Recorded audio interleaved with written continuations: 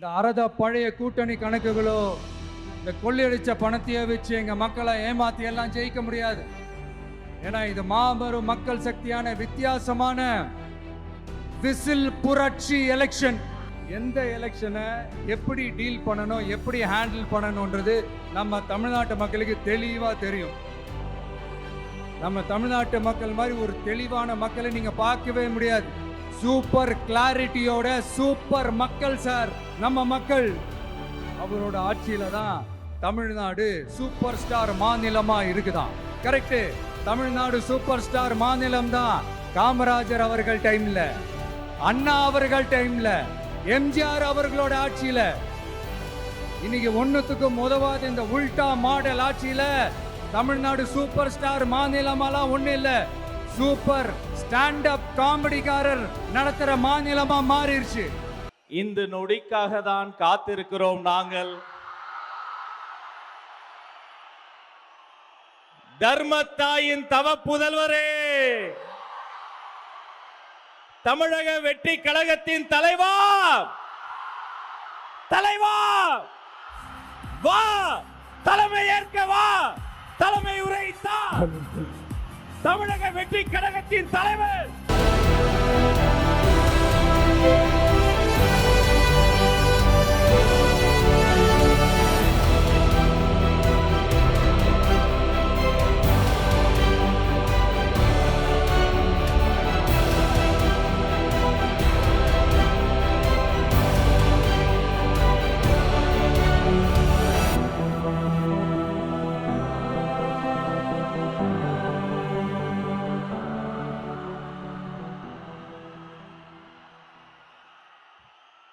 எங்க ஓட்டு எங்க உரிமை.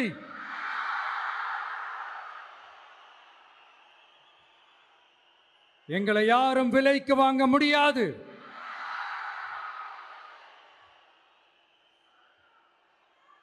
எங்க ஓட்டு விசில் சின்னத்துக்கு தான்.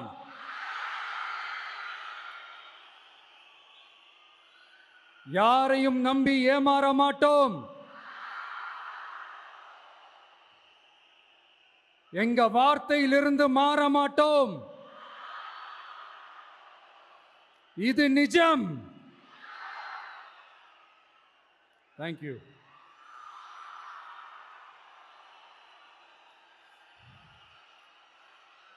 ஒரு குட்டி கதையிலிருந்து ஆரம்பிப்போமா?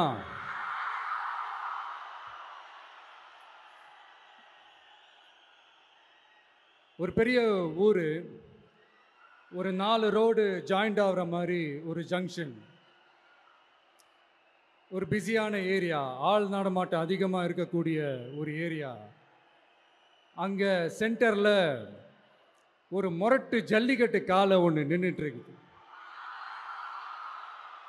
காலில் மண்ணை வீசிக்கிட்டு சீறிக்கிட்டு அப்படியே நின்றுட்டு இருக்குது. யாருமே பக்கத்தில் போக முடியல. அந்த இடம் ஒரு கேஷுவலாக மாறணும் அப்படின்னா அந்த காளையை அடக்கி அமைதியாக்குனா தான் மறுபடியும் ஒரு பேக் டு நார்மல் சுச்சுவேஷனுக்கு அந்த இடம் மாறும். அந்த ஊரில் இருக்கிற ஒரு சில பேருக்கு மட்டும்தான் அந்த காளை அடங்கும். அவங்க யாருமே அங்கே இல்லை. ஆனால் அந்த க்ரௌடில் இருந்த ஒரு சில பேர், ஆல்ரெடி அந்த காளையை அடக்கணங்களோடு இருந்த ஒரு சில பேர், எங்களுக்கு இல்லாத அனுபவமா? நாங்க பார்க்காத காளையா, நாங்க பார்க்காத மாடா,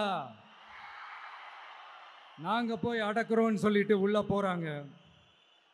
ஒருத்தராலையும் அந்த காளையை தொடக்கூட முடியல.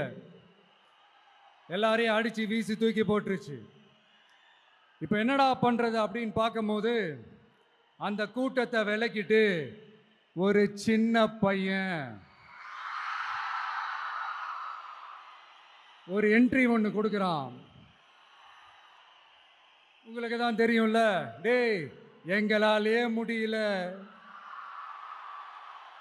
நீ எல்லாம் என்னத்தை போய் கிழிக்க போற, எங்களுக்கு அவ்வளோ அனுபவம் இருக்குது, நாங்களே அடிபட்டு ஓரமாக படுத்து கிடக்கிறோம், இவன் விளையாட்டுத்தனமா ஏதோ பண்ணிட்டு கிடக்கிறான், பாவம் அந்த காலைகிட்ட போய் அடிபட்டு சாவ போறான், பச்சா பையன், அந்த பையன், இந்த பையன், அண்டர் எஸ்டிமேட் பண்றது, ஏளனமா பேசுறது, இப்படி ஒரு பக்கம். இன்னொரு பக்கம் பரிதாபப்பட்டு, ஐயோ பாவமே, இப்படி தனியா போய் மாட்டிக்கிட்டானே அந்த காளை கிட்ட, என்ன பண்ண போறானோ அப்படின்ட்டு ஒரு பக்கம் பரிதாபப்பட்டு பேசுறாங்க. அந்த சின்ன பையன் எதுவுமே காதலையே போட்டுக்காம 2 பாக்கெட்லையும் கையை விட்டுக்கிட்டு ஸ்டைலா கெத்தா தில்லா அப்படியே உள்ள போறான். ஒரு ஸ்டெப் எடுத்து வைக்கிறான், அந்த காலை அப்படியே சீறிக்கிட்டே நின்றுட்டு இருக்குது. இன்னொரு ஸ்டெப் எடுத்து வைக்கிறான், காலை அப்படியே சீறிக்கிட்டே முன்னாடி வருது. மக்கள் எல்லாரும் பதட்டத்தோடு அப்படியே பார்த்துட்டு இருக்கிறாங்க. இன்னொரு ஸ்டெப் எடுத்து வைக்கிறான், காலை அப்படியே முட்டை வரும்போது பாக்கெட்டுக்குள்ள மறைச்சி வச்சிருந்த 2 புல்லுக்கட்டு அதை அந்த காலை கிட்ட காட்டுறான். காலை அப்படியே சடனா வந்து நின்று அது மூடெல்லாம் மாறி அந்த புல்லுக்கட்டை சாப்பிட ஆரம்பிச்சிருச்சு. அந்த சின்ன பையனும் அந்த காளையை அப்படியே தடவிக்கிட்டு வரான். காளையும் பக்கத்தில் ஒரு குழந்தை மாதிரி நடந்து வந்துக்கிட்டு வருது. பக்கத்தில் இருந்த ஒரு வயல்வெளியில் அந்த காளையை மேய விட்டுட்டு வரான். மக்கள் எல்லாரும் அந்த பையனை ஆச்சரியமாக பார்க்குறாங்க. அந்த அடிபட்டு கிடந்த அந்த அனுபவசாலிங்க தலையை தொங்க போட்டு நின்றுட்டு இருக்கிறாங்க. ஏன்னா பேசின பேச்சு அப்படி. வாய் இருக்குன்றதுக்காக நக்கலுமா நையாண்டியுமா நச நச நச நசன் ஒரே பேச்சு. என்ன பண்றது, தலையை குனிஞ்சு அப்படியே நின்றுட்டு இருக்கிறாங்க. அங்க ஒரு பெரியவர் வர்றார். வந்து அந்த பையன்கிட்ட கேட்கிறாரு, எப்படிப்பா இப்படி ஒரு முரட்டு காலை சீறிட்டு நின்றுட்டு இருந்தது, எப்படி அந்த காளையை அடக்கின அப்படின்னு கேட்டதுக்கு அந்த பையன் சொல்றான், ஐயா எனக்கு அந்த காளையை பார்த்தா கோபமாக இருந்த மாதிரிலாம் எனக்கு தெரியல, அந்த காலை பசியோடு இருந்த மாதிரி இருந்தது. அதனால தான் அந்த புல்லுக்கட்டை காமிச்சவுடனே ஓகே நமக்கு தேவையானது கிடச்சிருச்சு அப்படின்னோடனே அந்த புல்லுக்கட்டை சாப்பிட்டுட்டு நம்மளோட அப்படியே ஜாலியாக வாக்கிங் வந்துருச்சு அப்படின்னு சொன்னான். இதை கேட்ட அந்த பெரியவர் சொன்னாராம், இந்த சின்னவங்க பெரியவங்க அனுபவம் இருக்கிறவங்க அனுபவம் இல்லாதவங்க இதெல்லாம் விஷயமே கிடையாது. யாரா இருந்தாலும் அந்த சூழலுக்கு ஏற்ற மாதிரி அந்த சிச்சுவேஷனுக்கு தகுந்த மாதிரி என்ன பண்ணி அந்த ப்ராப்ளமை சால்வ் பண்றான், ஏது பண்ணி அந்த ப்ராப்ளமை சால்வ் பண்றான், அதுதான் விஷயமே, அதுதான் மேட்ரு. ஸோ நீ சூப்பர்ப்பா, என்ன ப்ராப்ளம் வந்தாலும் நீ சால்வ் பண்ணிடுவ அப்படின்னு முதுகில் தட்டி கொடுத்துட்டு அந்த பெரியவர் போறார். இப்போ அந்த கதையில் அந்த முரட்டு ஜல்லிக்கட்டு காலை தான் நம்ம தமிழ்நாட்டு அரசியல் களம். அந்த பெரியவர் தான் நம்ம தமிழக மக்கள். அந்த பாக்கெட்டுக்குள்ள ஸ்டைலா தில்லா கெத்தா ஒருத்தன் உள்ள வந்தான் பாருங்க, அவன்தான்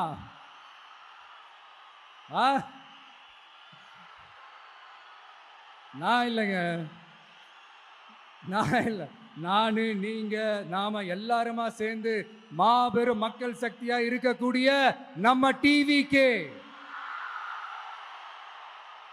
அதுதான் அந்த சின்ன பையன்.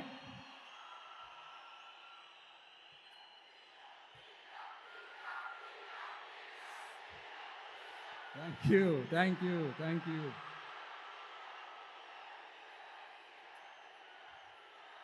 மக்களை நேசிக்கிற ஒரு நல்ல தலைமை இல்லாததுனால இத்தனை வருஷமா வேற வழி இல்லாம ஸ்டாலின் சார் கொடுத்த அந்த பொய்யான வாக்குறுதிகள் எல்லாத்தையும் நம்பி ஏமாந்த நம்ம மக்களுக்கு சரியான நேரத்தில் ஒரு வெகுஜன மக்கள் இயக்கமா வந்தது தான் நம்ம டிவிக்கே.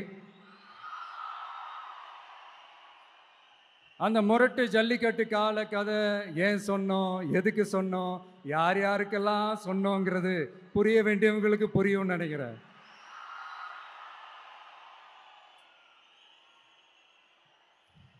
இப்போ நாம ஒவ்வொரு வீட்டில் உயிரா உணர்வா இருக்கிறோம். ஆனால் நான் உங்க எல்லாரையும் நேரில் சந்திக்கணும், நீங்கள் இருக்கிற ஊருக்கே உங்களை சந்திக்கணும் அப்படின்றது தான் எனக்கு மனசில் இருக்கிற ஒரு பெரிய ஆசை. ஆனால் அந்த சிச்சுவேஷன் ஒரு எதிர்கட்சியாக இருந்து கேள்வி கேட்டுட்டு இருக்கிற இந்த நேரத்தில் நமக்கு எதிராக என்ன சூழ்ச்சிகள்லாம் நடக்குதுன்றது உங்கள் எல்லாருக்குமே நல்லா தெரியும். அதனால் இப்போ உங்களுக்கு ஒரு வாக்குறுதியை கொடுக்குறேன், நம்மளுடைய ஆட்சி அமைஞ்சதும் ஒவ்வொரு கிராமத்துக்கும் நான் நேரடியா வந்து என்னுடைய சொந்தங்களாகிய உங்க எல்லாரையும் நான் சந்திக்கிறேன்.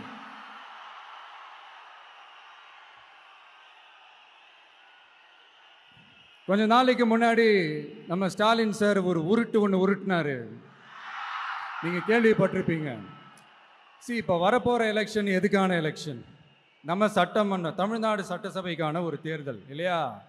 இதே வந்து தமிழ்நாட்டுக்கும் டெல்லிக்குமான ஒரு எலெக்ஷன் அப்படின்னு சொல்றாங்க.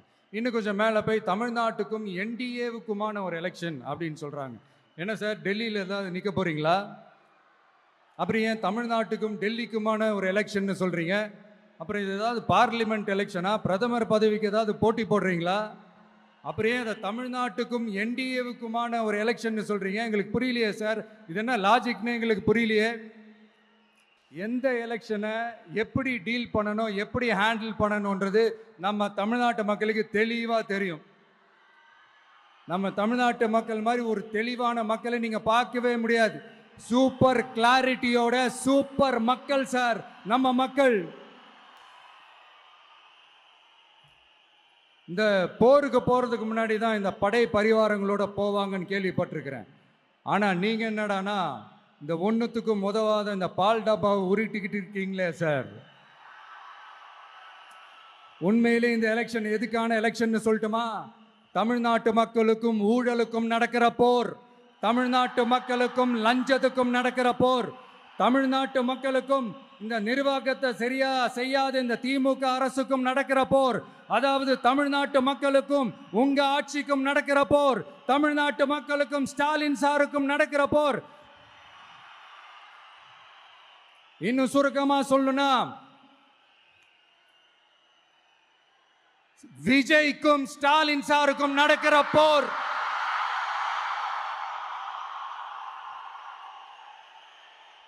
இதுக்கு நடுவுல இந்த என்டிஏ டெல்லி இதெல்லாம் என்ன லாஜிக்னே புரிய மாட்டேங்குது சார். தமிழ்நாடு தான் விஜய், இந்த விஜய் தான் தமிழ்நாடு. தூய சக்தி டிவிகேவுக்கும் தீய சக்தி டிஎம்கேவுக்கும் தான் இந்த போர். இப்படி உக்கிரமா இருக்கிற இந்த போர்ல மறுபடியும் ஒன்றுத்துக்கும் உதவாத இந்த பால் டப்பாவை உருட்டிக்கிட்டு இன்னொரு காமெடி வேற. அது என்னடானா, அவரோட ஆட்சியில தான் தமிழ்நாடு சூப்பர் ஸ்டார் மாநிலமா இருக்குதான். கரெக்டு, தமிழ்நாடு சூப்பர் ஸ்டார் மாநிலம் தான். காமராஜர் அவர்கள் டைம்ல, அண்ணா அவர்கள் டைம்ல, எம்ஜிஆர் அவர்களோட ஆட்சியில. இன்னைக்கு ஒன்னுத்துக்கும் உதவாத இந்த உல்டா மாடல் ஆட்சியில தமிழ்நாடு சூப்பர் ஸ்டார் மாநிலமாலாம் ஒண்ணு இல்ல, சூப்பர் ஸ்டாண்ட் அப் காமெடிக்காரர் நடத்துற மாநிலமா மாறிடுச்சு. மக்களே, உங்களுக்காக மட்டுமே தான் வர தடைகள், சதிகள், சூழ்ச்சிகள் எல்லாத்தையும் தாண்டி இந்த 2026 இந்த தேர்தலில் டிவிகே தில்லா நிற்கும்.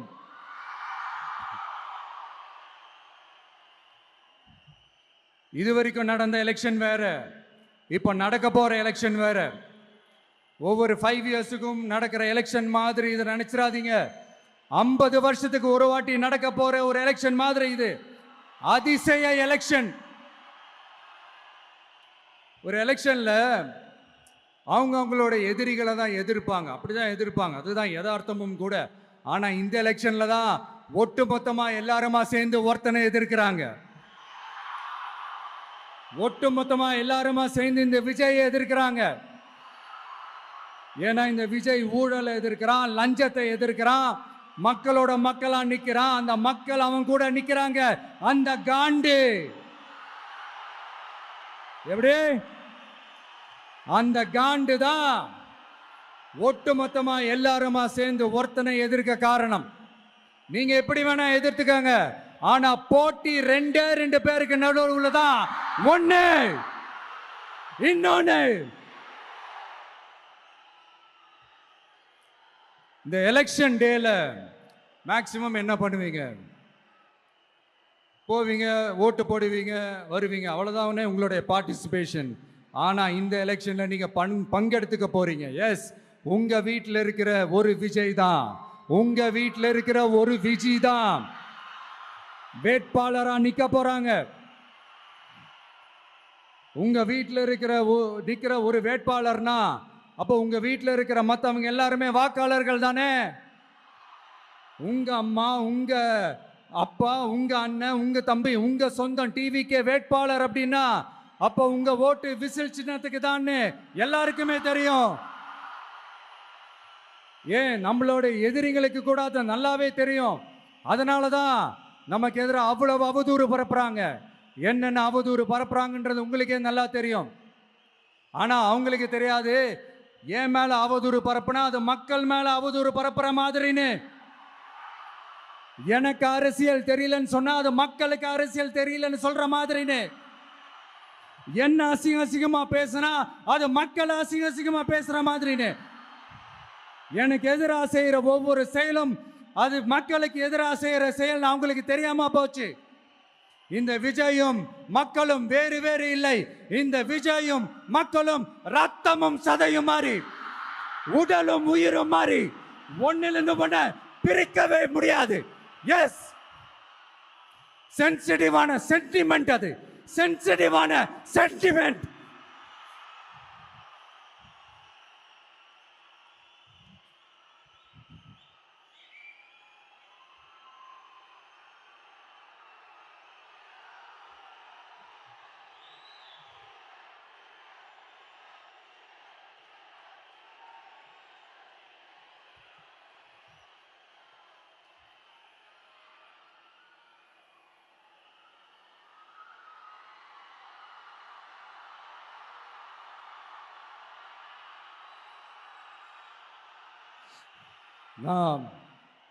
Sorry,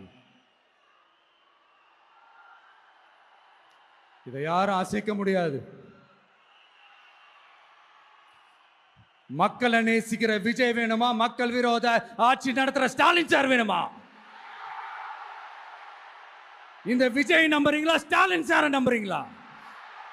proof, this is the proof.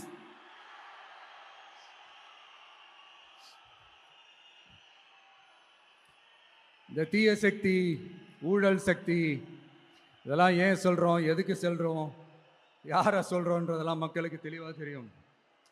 அதே மாதிரி டிவிகேவுக்கு போட்டி டிஎம்கே தான்றதும் மக்களுக்கு தெளிவாக தெரியும். அப்படி இருக்கும்போது நாம் ஏதாவது பேசினா வாண்டடாக சில பேர் வந்து வண்டியில் ஏறி உட்காந்துக்கிறாங்க. ஆமாம், வாண்டடாக சில பேர் வண்டியில் ஏறி உட்காந்துக்கிட்டு குரல் கொடுக்குறாங்க. சீரியஸாக ஒரு போட்டி நடந்துக்கிட்டு இருக்கும் போது இங்கே காமெடிக்கெல்லாம் இடம் இல்லை பாஸ். இதெல்லாம் மக்களுக்கு தெளிவாக தெரியும். இந்த நேரத்தில் ஒரு சீரியஸ் கேள்வியை இன்னைக்கு இருக்கிற மிகப்பெரிய அரசியல்வாதிங்க கிட்ட கேட்கணும்னு நான் நினைக்கிறேன். நீங்கள் அரசியலுக்கு வர்றதுக்கு முன்னாடி உங்ககிட்ட இருந்த சொத்து எவ்வளோ? அரசியலுக்கு வந்ததுக்கு அப்புறம் இன்னைக்கு உங்ககிட்ட இருக்கிற சொத்து எவ்வளோ? அதை ஓப்பனா டிக்ளேர் பண்ண முடியுமா? அப்படி வந்த காசெல்லாம் என்னென்ன தொழில் செஞ்சு வந்துச்சு, என்ன வேலை செஞ்சு வந்துச்சு, உண்மையிலே நீங்க உடைச்சி சம்பாதிச்ச காசா, இல்ல ஆட்சி அதிகாரத்துக்கு வந்ததுக்கு அப்புறம் ஆட்டைய போட்ட காசா? இதெல்லாம் ஓப்பனா டிக்ளேர் பண்ண முடியுமா? இதெல்லாம் நம்ம கேட்டா எல்லா ஊழல்வாதிகளும் ஒன்னா சேர்ந்து நம்ம மேல சேத்தவாரி வீசுவாங்க. அதை பத்தியெல்லாம் நமக்கு கவலை இல்லை. ஏன்னா நாம யாருன்னு மக்களுக்கு நல்லாவே தெரியும். எனக்கு ஒரு புது ஃப்ரெண்ட், புது நண்பர் ஒருத்தர் கிடைச்சிருக்கார். யார் தெரியுமா? தெரியாதா? முதல்வர் அவர்கள் தான். இப்போ ஒரு நிருபர் ஒருத்தர் கேட்ட கேள்விக்கு எனக்கு எதிரிகள்லாம் யாரும் இல்லை, அவங்க எல்லாருமே எனக்கு நண்பர்கள் தான் அப்படின்னு சொன்னாங்களே. அப்படி நாங்கெல்லாம் உங்களுக்கு நண்பர்கள்னா அப்புறம் ஏன் சார் கரூர் விஷயத்துல ஏன் மேல பழி தூக்கி போட்டீங்க?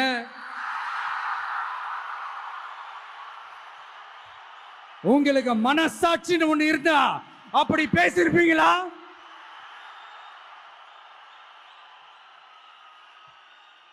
அப்படி நாங்களாம் உங்களுக்கு நண்பர்கள்னா ஒரு ஈவெண்ட், ஒரு ஃபங்க்ஷன் நடத்துறதுக்கு ஒரு இடமோ ஒரு பர்மிஷனோ ஏன் கொடுக்க மாட்டேன்றீங்க? எல்லாத்தையும் நீங்களே பண்ணிட்டு போற போக்கில் அப்படியே பொய்களா அடிச்சு விட்டுக்கிட்டு இருக்கீங்க. உங்களோட உண்மையான நண்பர்கள் யாருன்னு சொல்லட்டுமா? லஞ்சம், ஊழல், அரசியல் ஆதாயம், இதெல்லாம் தான் உங்களோட உண்மையான நண்பர்கள். பர்சனலாக நீங்கள் எப்படி வேணால் இருந்துக்கோங்க சார், நமக்கு அதை பற்றி கவலை இல்லை, நமக்கு அது அவசியமும் இல்லை. ஆனால் உங்கள் ஆட்சி தான் தப்பான ஆட்சி, தமிழ்நாட்டுக்கு தேவையில்லாத ஆட்சி. கொஞ்ச நாளைக்கு முன்னாடி கற்பனையாக ஒரு விஷயம் ஒன்று சொன்னேன். இந்த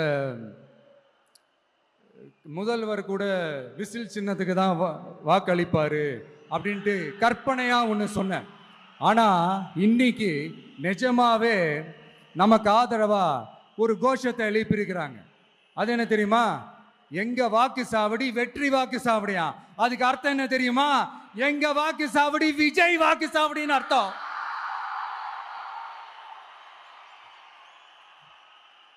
அது சரி, மக்களோட இந்த ஆதரவை பார்த்துட்டு அவர் அறியாமலே எப்படி பேசிட்டாரு என்னமோ தெரியல. 50 வருஷம் எக்ஸ்பீரியன்ஸ் அரசியல்ல, உண்மை என்னன்னு ஒத்துக்கிட்டு தானே ஆகணும்.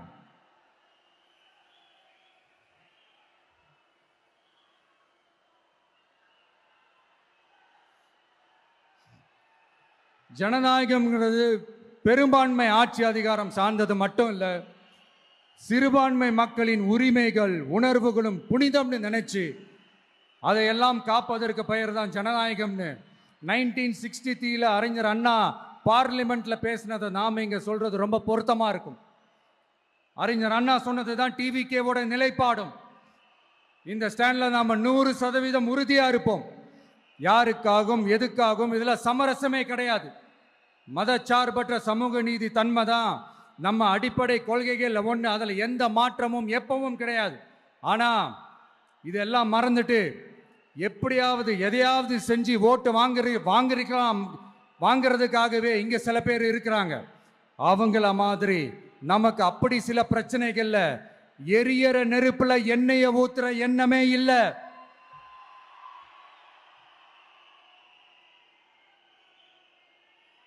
இங்க சில அரசியல் கட்சிகளும் சில அரசியல் தலைவர்களும் ஒரு சில நேரங்களில் அமைதியா இருந்தாலே போதும், ஒரு பிரச்சனையும் வராது.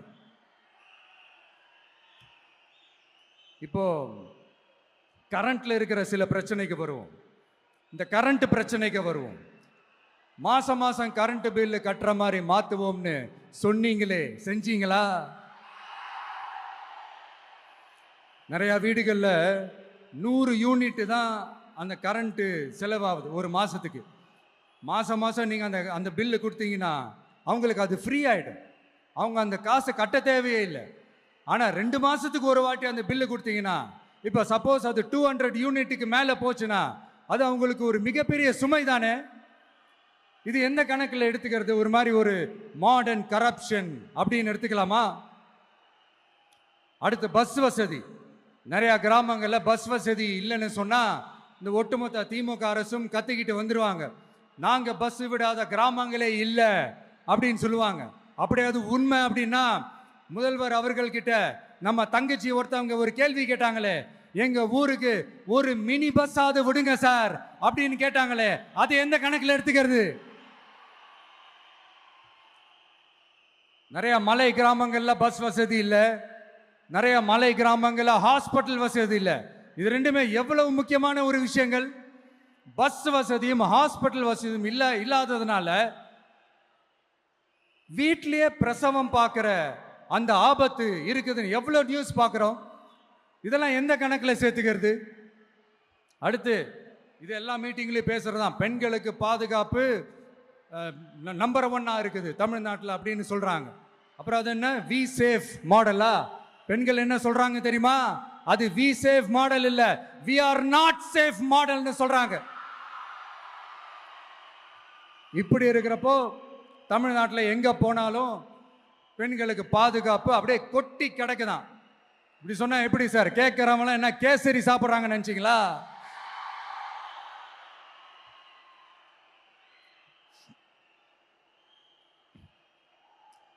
அடுத்து இந்த சட்டம் ஒழுங்கு, அது காணாம போய் ரொம்ப நாள் ஆச்சு.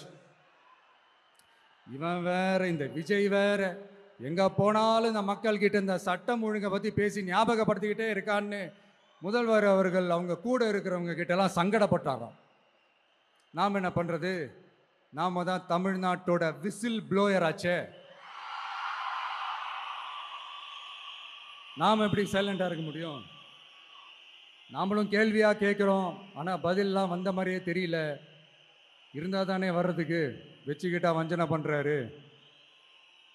5 வருஷமாக பதிலே சொல்லாமல் அப்படியே கடந்து வந்துட்டாரு. ஆனால் இனிமேல் அப்படிலாம் இருக்க முடியாது, பதில் சொல்லி ஆகணும்.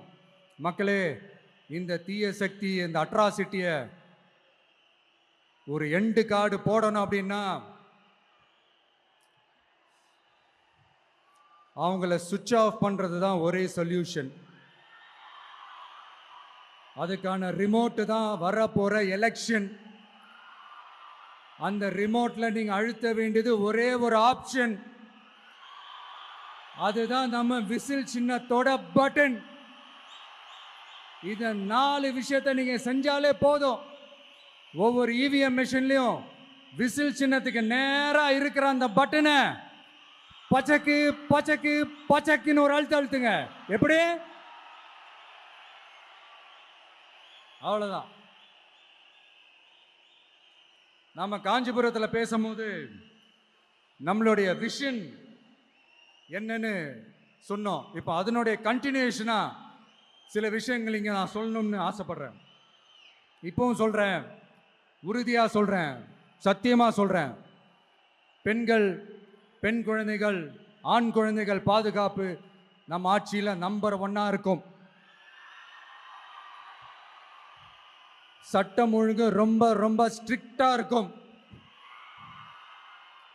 அரசு பள்ளிக்கூடங்களும் கல்லூரிகளும் முதல் தரமா இருக்கும். போட்டி தேர்வுகளுக்குன்னு லட்சங்களை கொட்டி தனி கோச்சிங் சென்டர் போய் படிக்க அவசியமே இருக்காது. ஏன்னா கவர்மெண்ட் ஸ்கூல், காலேஜ் சிலபஸே போட்டி தேர்வுகளை ஈஸியா சந்திக்கிற வகையில் அந்த ஸ்டாண்டர்டுக்கு ஏற்ற மாதிரி அமைக்கப்படும்.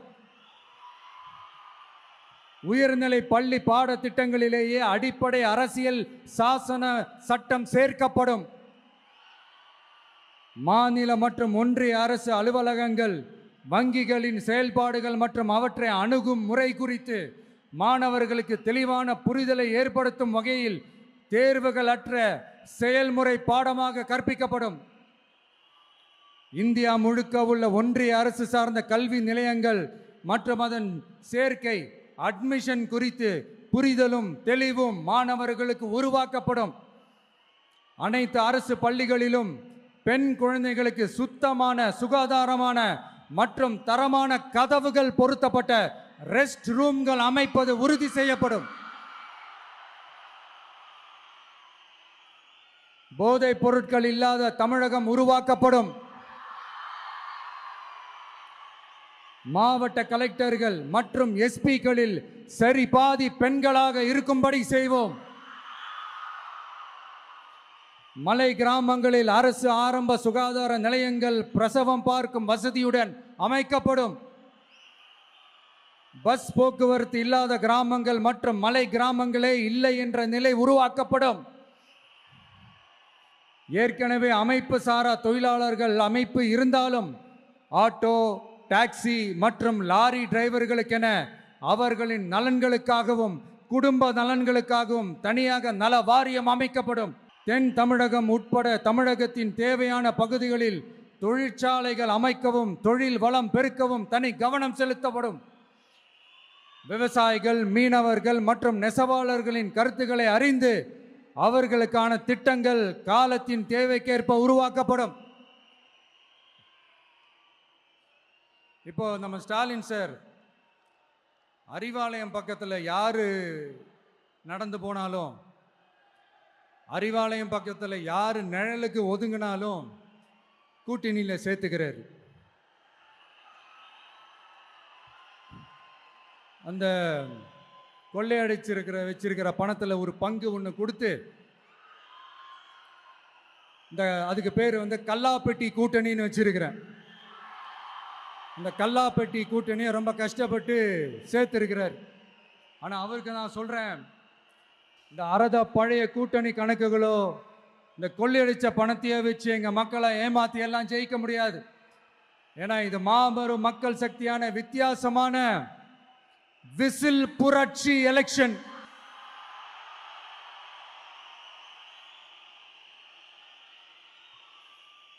உங்களோட நான் இருக்கேன், நம்மளோட நம்ம மக்கள் இருக்கிறாங்க. இதுக்கு மேல என்ன வேணும்?